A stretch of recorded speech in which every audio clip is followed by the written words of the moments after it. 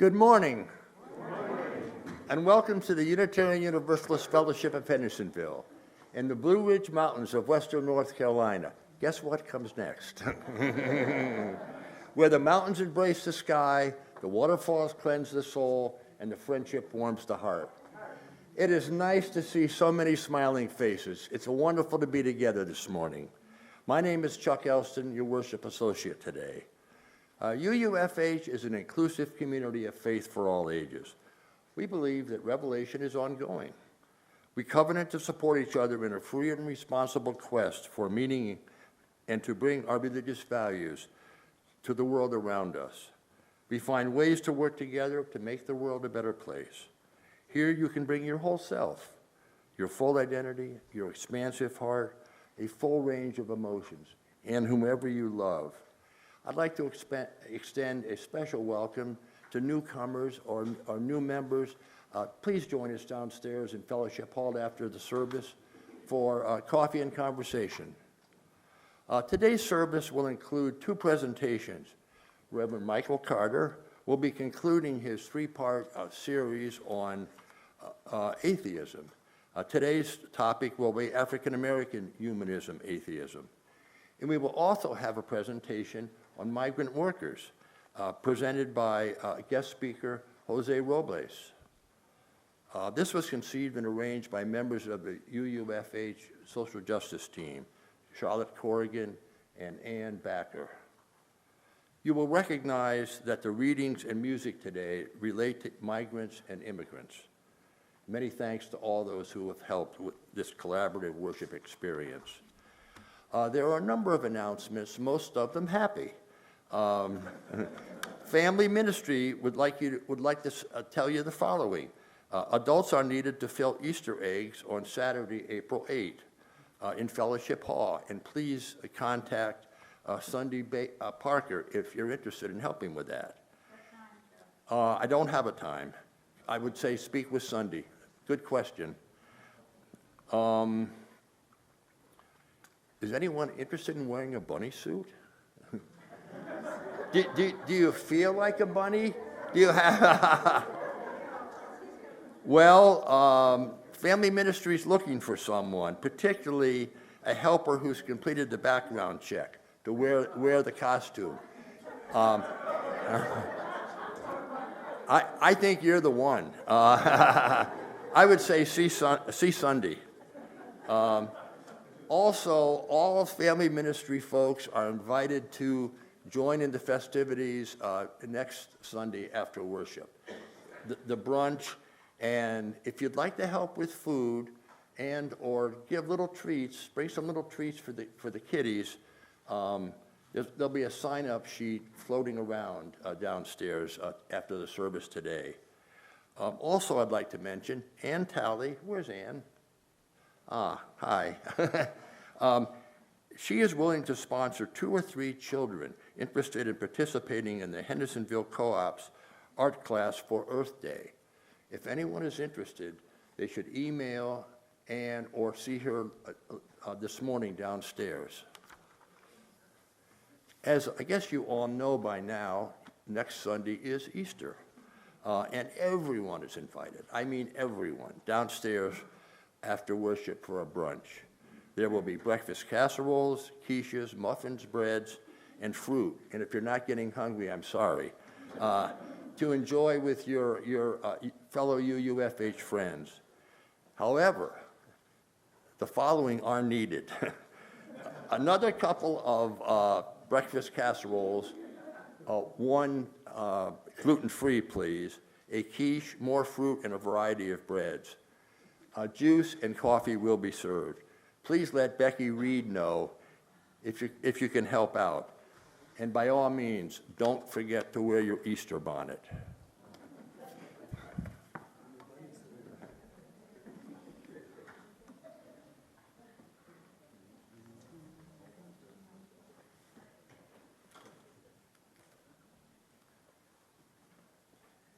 Chalice lighting.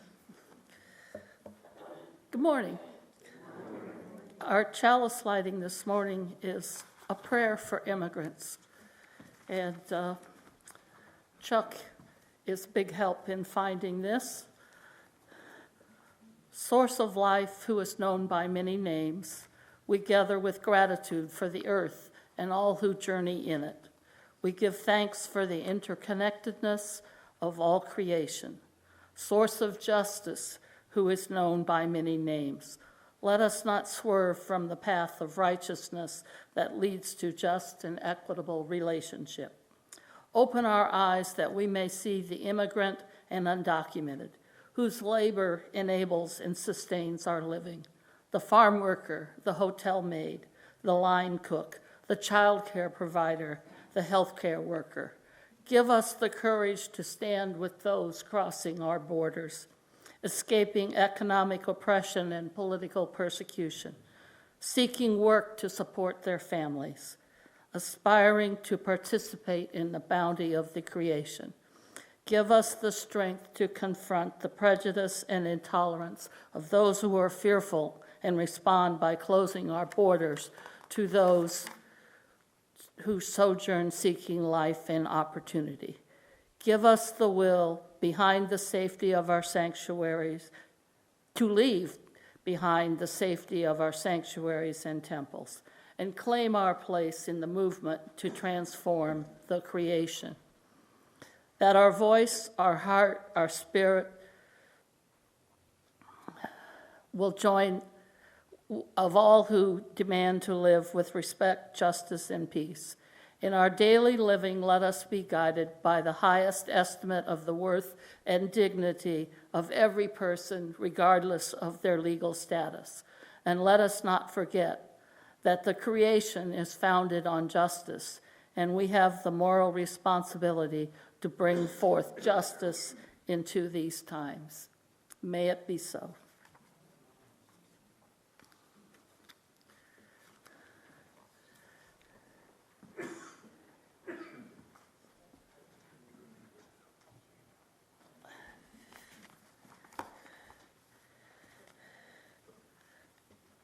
We have a hymn now. Next, please rise as you are willing and able for our hymn, When the Poor Ones. We are doing the English language lyrics. The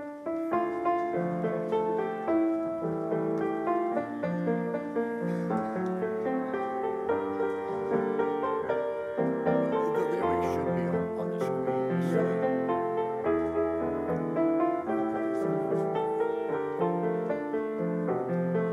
case they're not.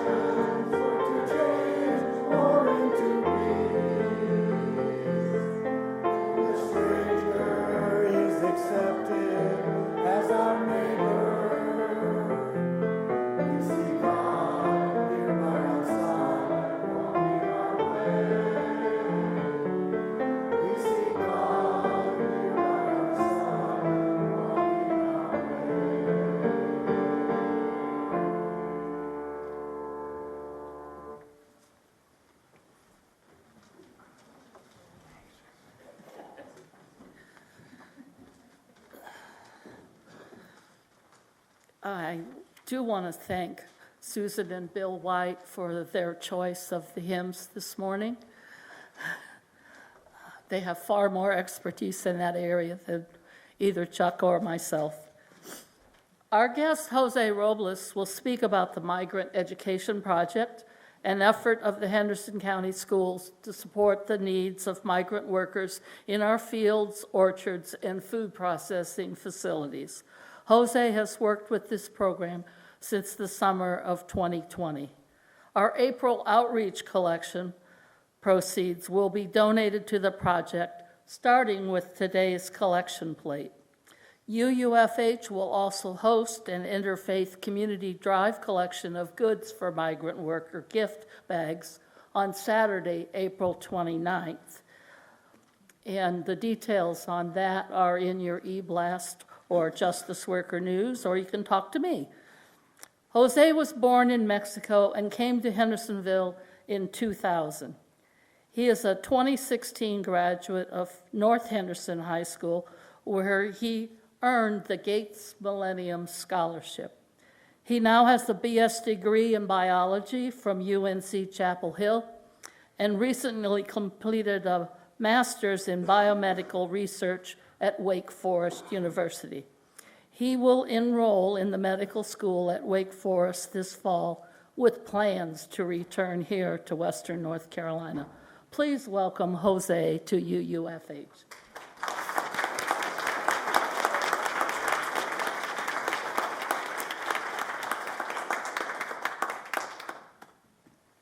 Good morning, folks. How are y'all doing today?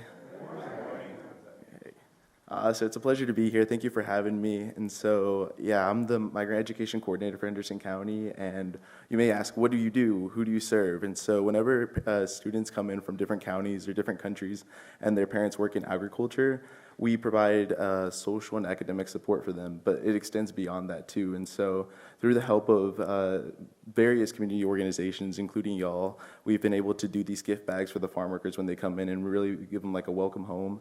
And whenever they're here, they really enjoy it and feel like they're part of the community. And we've done a fantastic job of making sure they feel integrated and seen and heard and giving them the space that they need for all the work that they do. And yeah, thank you guys so much for everything you contribute to the project and for all your continued support. Does anybody have any questions about it? Like, I don't know, I could talk about it for a long time. That's why I'm like, over the Christmas, we actually had a book drive and we gave books out as gifts, and it's just incredible to see like the power of like smaller things, right? And so it's amazing to see how a kid that doesn't learn any English goes from like speaking little to nothing to being able to read full-on books.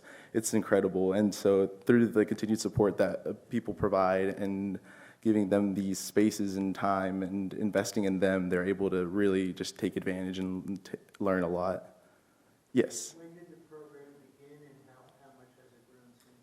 So it's actually been around since like 1985, and so it's been around for a while, but it's been growing, and so since we're having a lot of families come, like we are always getting people from either Colombia or different parts of Latin America to come here and work in Henderson County. Yes. So we actually just recently moved, so we were at Upward for a while, and now we're at Flat Rock Middle School, but we do a lot of like traveling into all the schools, so we're pretty mobile.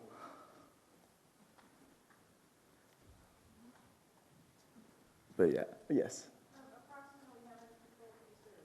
Right now, in our peak, we usually serve around 300 to 400 students over the summer, but right now it's a little bit slower because the families are trickling in due to the season.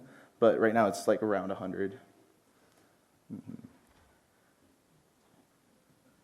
Yeah, but yeah, thank you so much for all the support you guys give because it's really incredible. Thank you.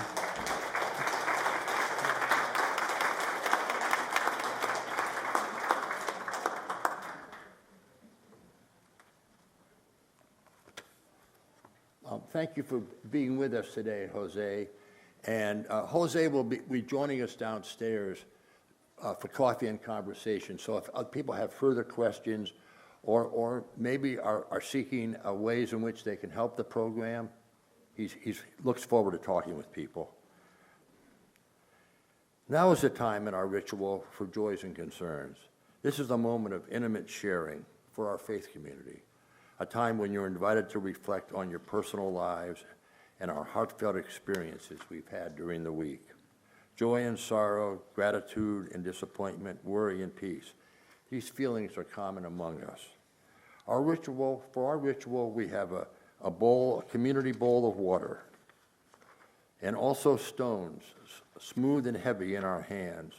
When we drop a stone, the ripples extend out into the universe and are felt by everyone. Those who wish to participate in this ritual are asked to submit their joy or concern in advance, or you may simply raise your hand when invited to do so, and Michael will place a stone in the bowl.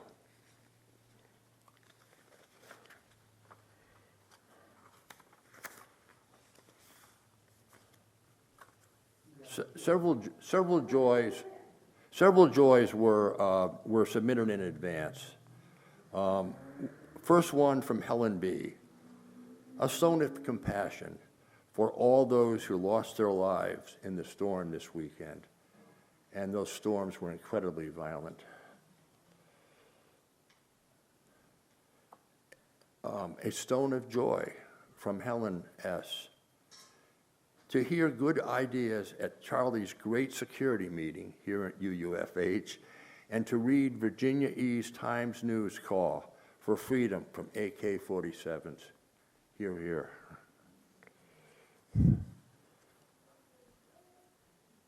If anyone would like a stone dropped on their behalf, please raise your hand.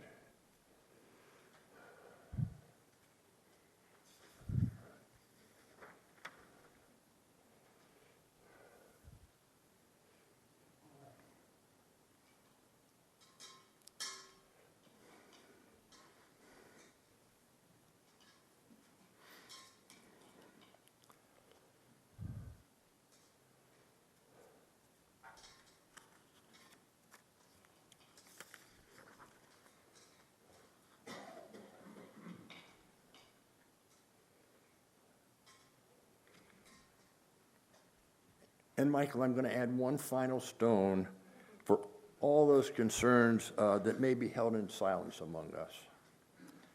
And may all our thoughts and prayers today be held in this loving community. Amen.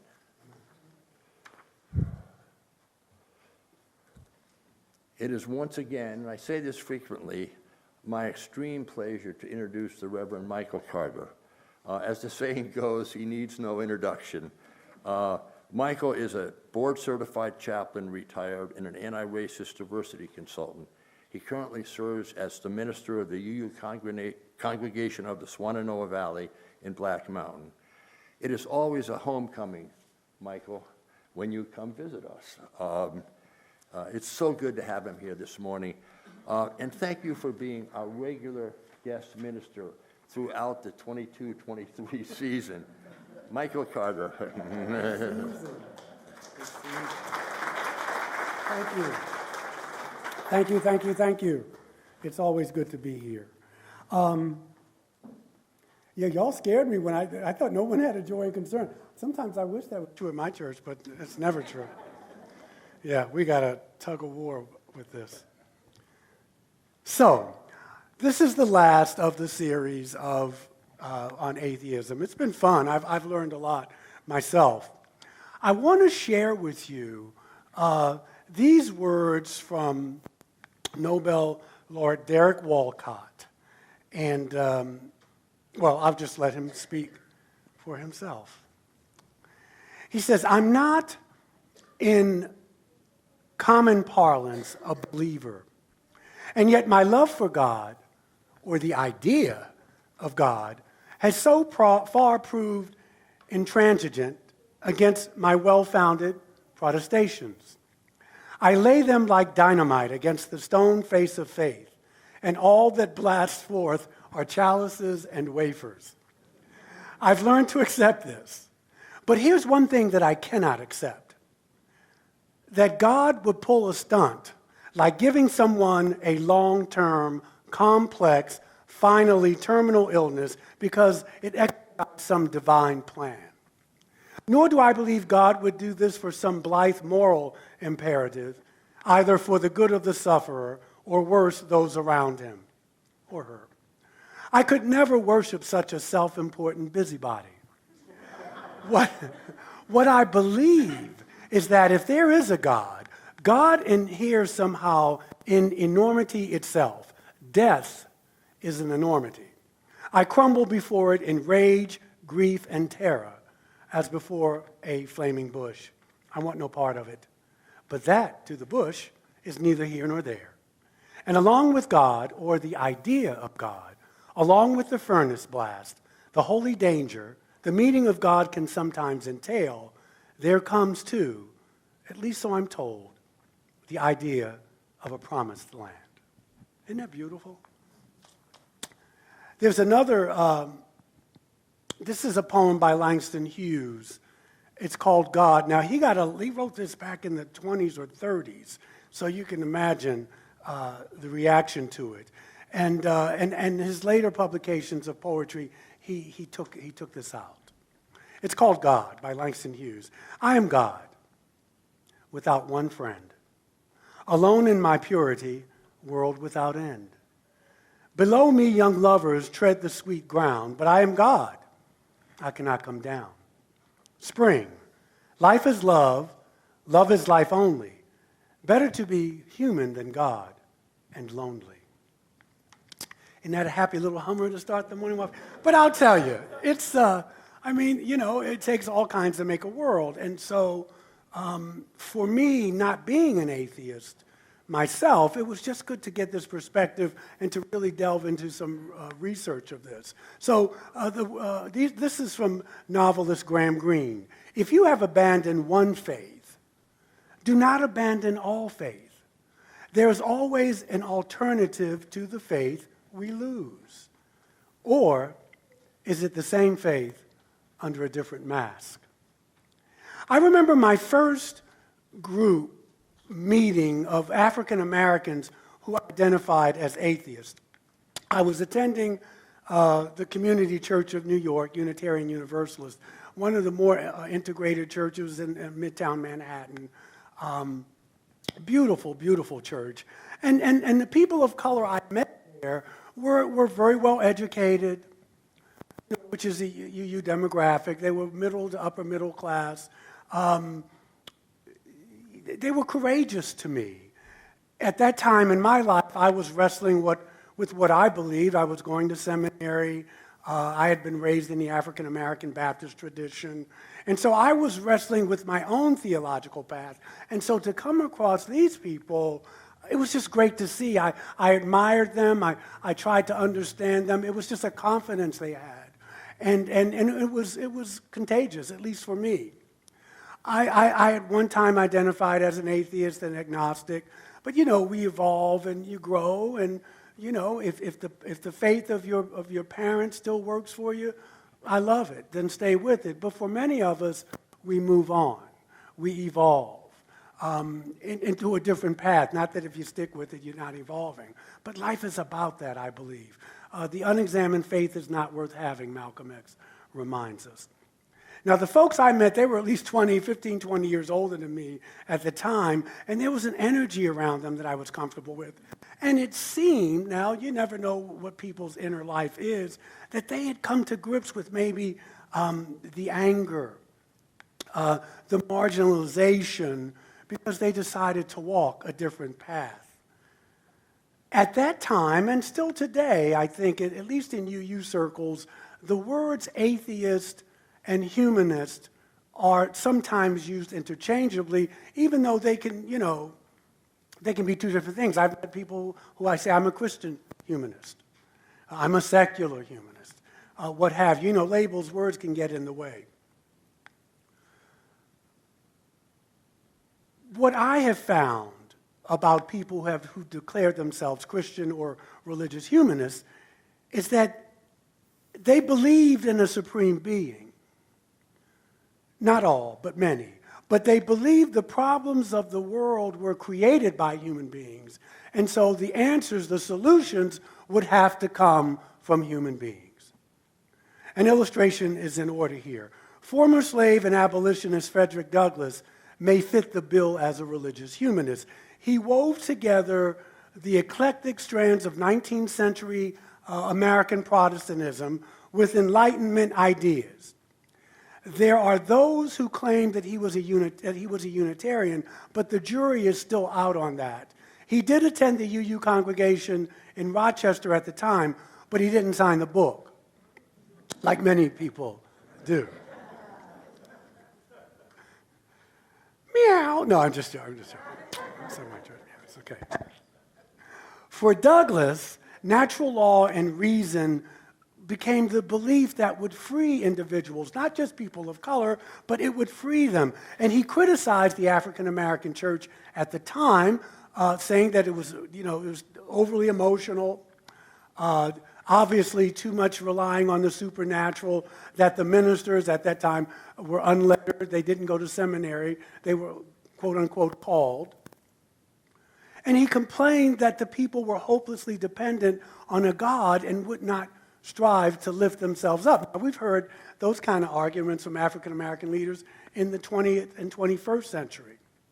But by 1850, Douglas had moved past a belief in a God, and his liberal Protestantism coexisted with his Enlightenment ideals. So his humanistic worldview was anchored in a Christian theology. He never really threw that away, and a natural rights philosophy.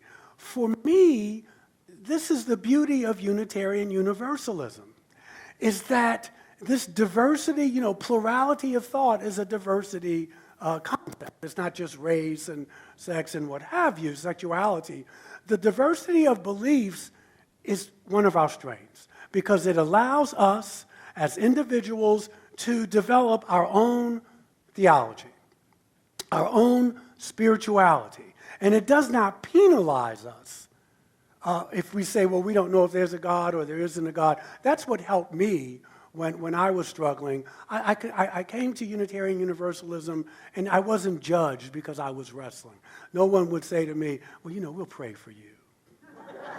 Like I had some bug or something. Now, I will take prayers. I just want you to know that. But I don't want it to come from the arrogance of like there's something, we'll pray for you. I don't want,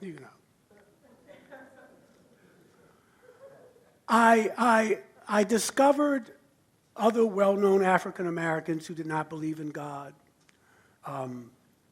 Alice Walker, for instance,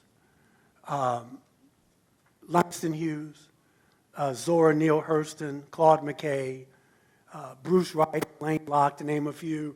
I don't know if you remember or if you had the pleasure to meet Reverend Bill Jones. He was a man of color, identified as African American. He was very well known in UU circles. He was an anti-racism activist. He was a religious humanist.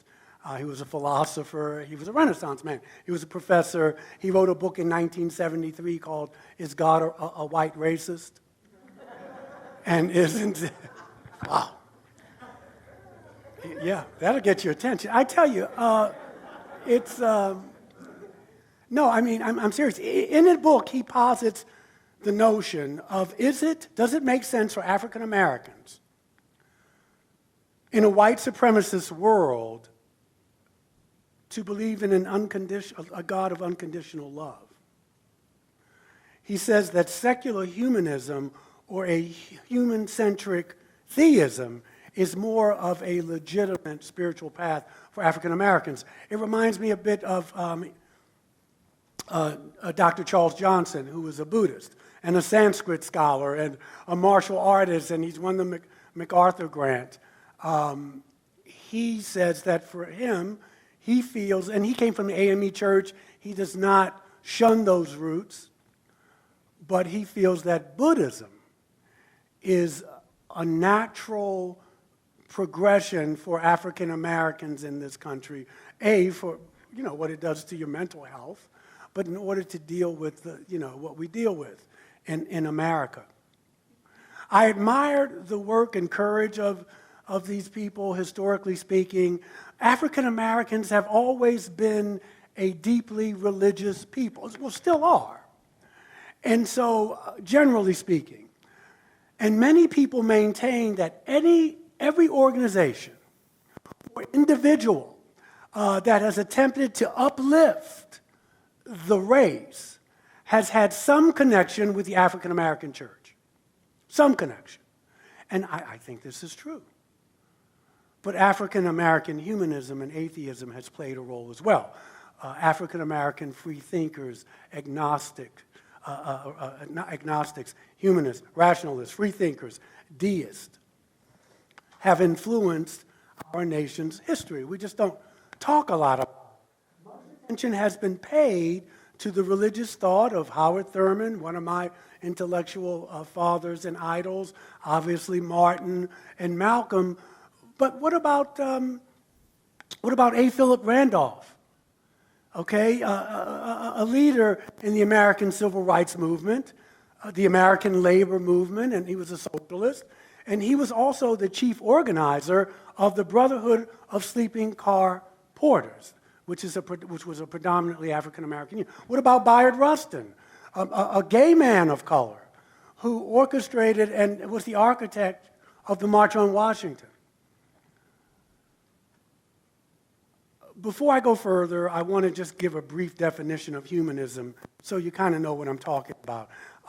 This is from a book called African American Humanism by Brother Norm R. Allen. It says, humanism entails a belief in reason, science, democracy, openness to new ideas, the cultivation of moral excellence, a commitment to justice and fairness, and a belief in the inherent worth of humanity. Does that sound familiar to you? But he says whether it is religious humanism or secular humanism, humanity and not divinity is the concern, the primary concern of humanists. No doubt Douglas would have agreed. In a book called Black Pioneers in a White Denomination, maybe you've read that, retired UU minister Mark Morrison Reed talks about the Unitarian minister by the name of Ethelred Brown. Have you ever heard of him? He started the first African American Unitarian congregation in Harlem. It's not a pretty picture. The UUA, we could have done better, but we could always do better. Brown was a Jamaican immigrant. In 1926, he wrote in the Amsterdam News, it's a Harlem periodical, the Negro, which was what the word used at the time, needs a religion which at once appeals to his mind and to his heart, and which creeds and formulas are neither an insult to his reason or an offense to his conscience. Brown had already introduced, Harlem already had a kaleidoscope of religious ideas at the time, but his theology was a radical brand of black Christianity, deeply infused with humanism. It was a place where Harlem's intelligentsia and politicos would gather together and talk about, the things going on, religion, culture, politics. Now I want to get to the difference between African American humanism or atheism, because it's just not, they're just brown people doing the same thing that the dominant culture is doing. I've said it's rational, it's human-centered, it's about connectedness and self-determination. Frederick Douglass would have loved it, even with Christian underpinnings. But black atheism, black humanism, it's not a sepia-toned clone or subsidiary of white humanism. There are definite, parallels. The focus on individual human action, emphasis on free will and moral agency, the centrality of reason, the democratic process, et cetera, et cetera, et cetera, et cetera.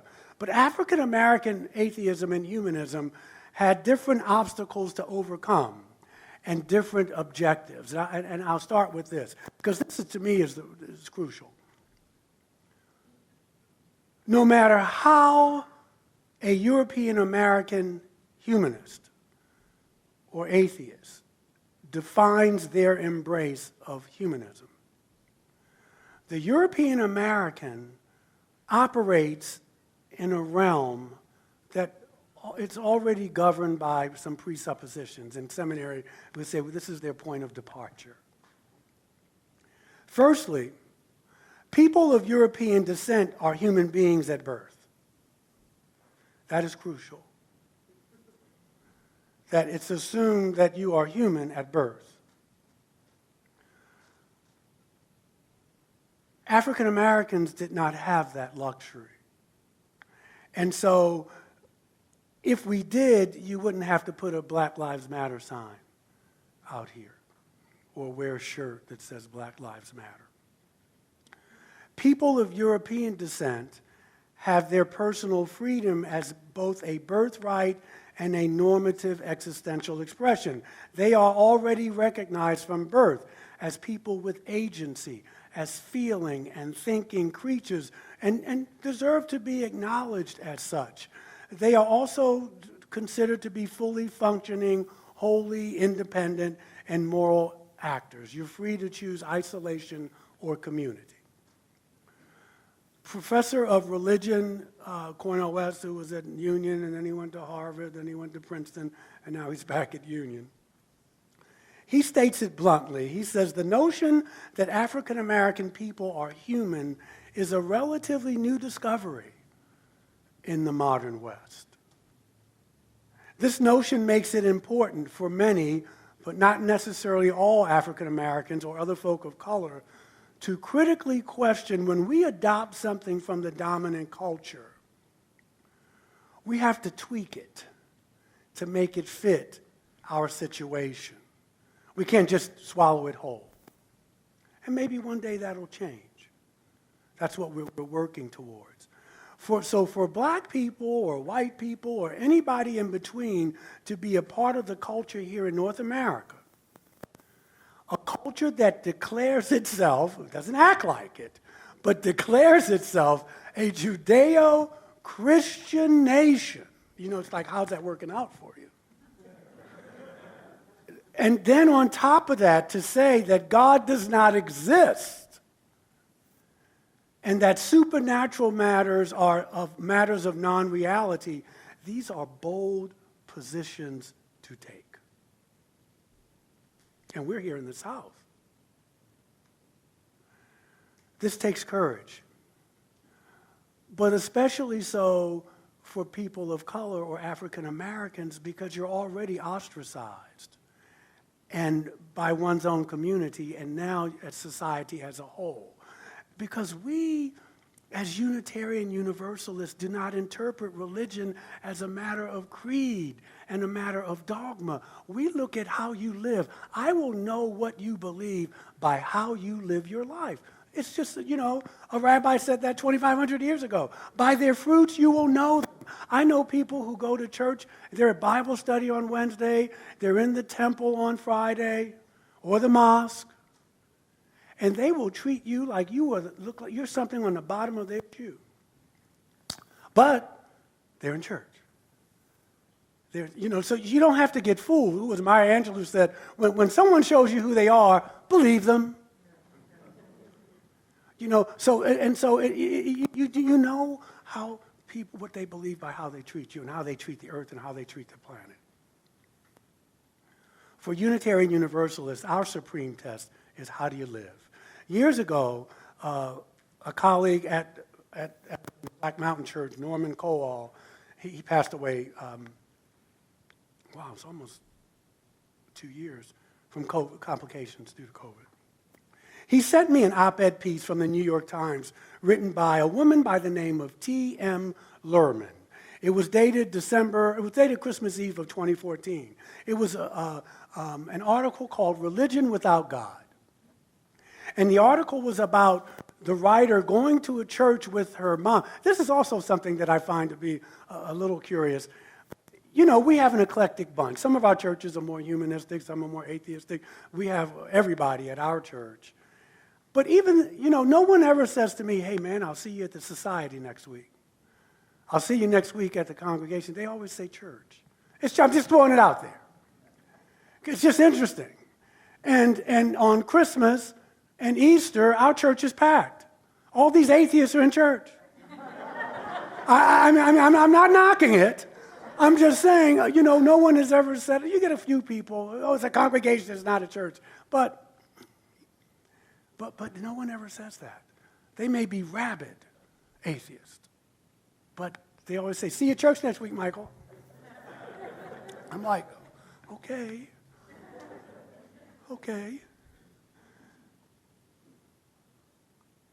They attended a Unitarian, it wasn't a UU church, it was just a Unitarian church.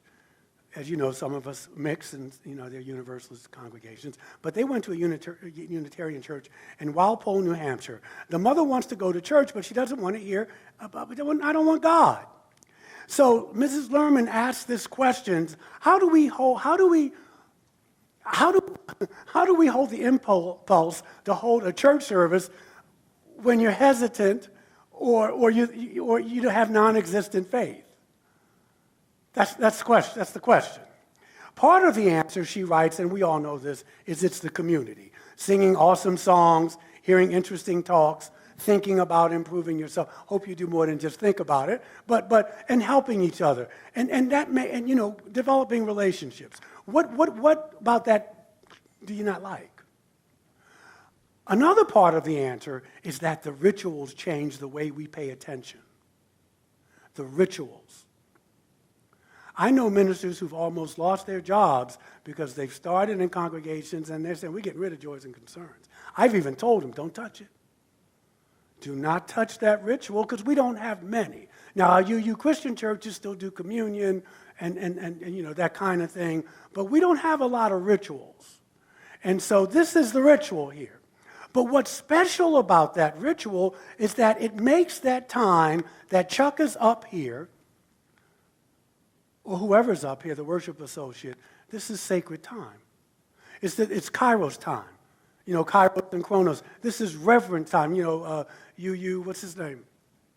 Albert Schweitzer calls it a reverence for life. This is a reverent time. It's not Chronos time. It's not linear time. And so this is a sacred time, whether you light candles or drop the stones. So she concludes the article by saying that there are studies that show that what you tell yourself, if you're thankful, you will have better things happening in your life. If you feel grateful, she talks about undergraduates writing a weekly column about things they were grateful for, even the things that were hassles for them.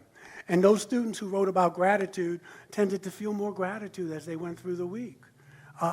They were more optimistic about the upcoming week. So she says that religion is fundamentally a practice that helps you to look at the world not the way you wish it would be, but the way it is. I think that's the gift of atheism. It's one of the gifts. That I can work for the world I want. I can be the change I want to be, but I'm not looking for maybe an extraterrestrial or Jesus or somebody to come and make it better for me. If that happens, I'm loving it. But I'm almost 66 and it ain't happening. Or as Alan Watts puts it, we're almost done, so we can get out and enjoy. Real religion is the turning of anxiety into laughter. That's what religion is. Because we all have an existential angst because we're in a body, right? We are in the world by way of a body. We are somebody. And I do believe that we are spiritual beings having a human existence. I'm not saying you need to believe that.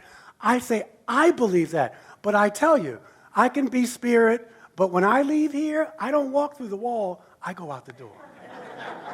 And the people who believe that, they don't walk through the walls either. I'm just saying.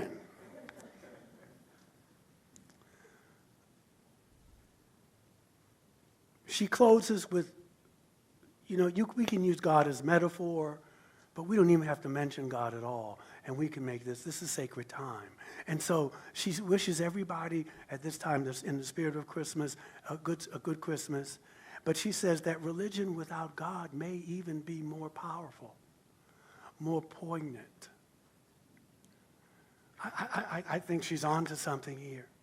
She says, the atheist's trust is in human relations, not supernatural ones. And humans are not good at delivering the world as it should be.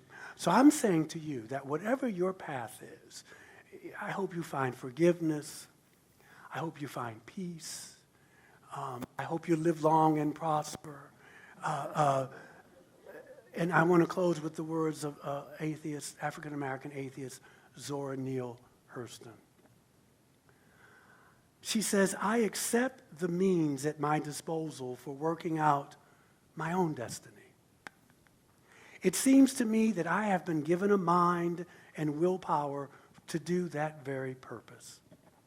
I do not expect God to single me out and grant me advantages for those who need it. So why should I fear? The stuff of my being is matter. It is ever-changing. It is ever-moving. But I'm never lost. So what need of denominations and creeds do I need to deny myself the comfort of all of my fellow human beings? The wide belt of the universe has no need for finger rings, and I am one with the infinite. I need no other assurance. Amen. Ashe, and blessed be. All righty. Thank you. Now, it's that time, isn't it? So, my favorite philosopher, as you know, is the pragmatist William James. He says that the greatest use of life is to spend it on something that will what? That will outlast it. And so in that spirit, we now collect this morning's offering.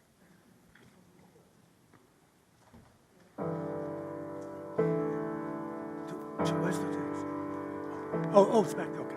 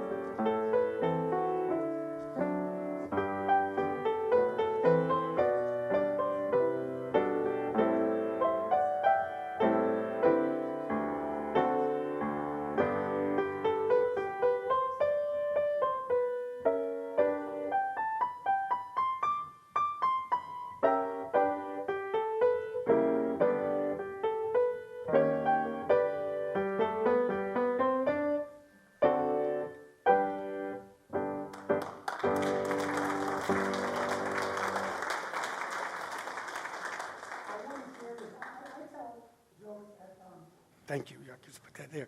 At our congregation, and they're so bad, no one throws a shoe up. But when I don't do it, they when are we going to hear some jokes? But this is not my joke, but I thought it was funny. An atheist tombstone has the words written on it, all dressed up, but no place to go. Terrible, terrible. You like that, good, yeah. All right, it's almost time to go. Rise as you are willing and able. Oh no, don't do it. Let's thank the universe for these resources. To the work of this congregation, which is weaving a tapestry of love and action, we dedicate our offerings and the best of who we are. Yes, there we go. Now we can get ready to go. Okay, please rise as you are willing and able. Hymn number 325. And we're singing all the verses. 325, Love Makes a Bridge.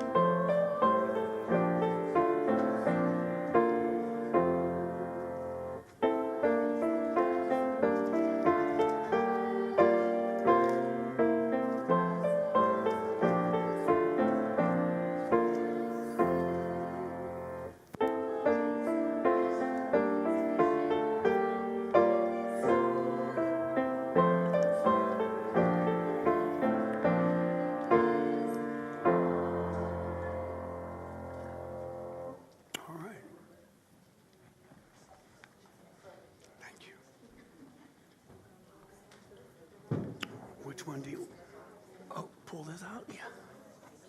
There you go. Is that far enough? Okay. Sure.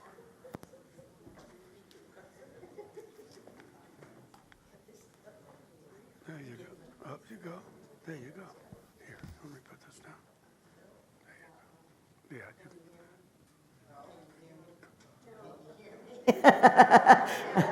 Yeah.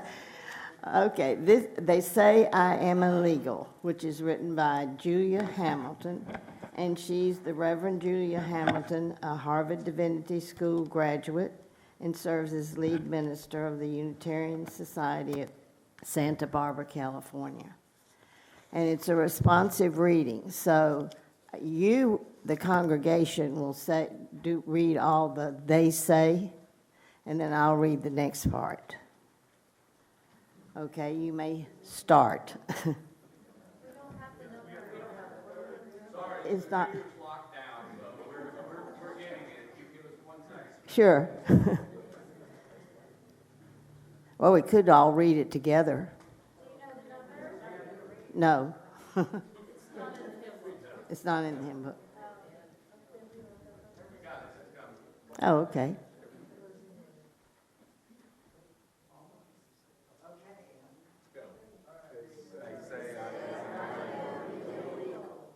But so is anyone who ever rolled through a stop sign, jaywalked, threw trash on the ground. Not having a visa is a civil infraction, not a federal crime.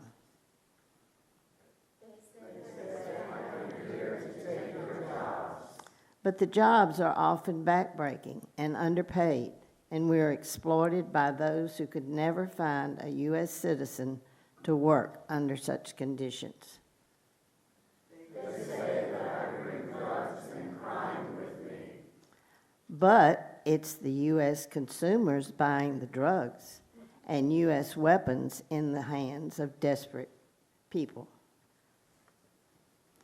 They say I'm here to live off the system. But I pay taxes too, and yet I live in a shadow economy that denies me the benefits of a secure old age and medical care if I get hurt on the job. They say that English is the only language worth speaking. But the true heritage of the United States is diversity, and I add my words and my traditions to the culture that enriches us all. They But can you remember another mother who braved hardships and dangers to bring her baby safely into this world? Can you deny Mary or Maria the right to fight for a better life for her child?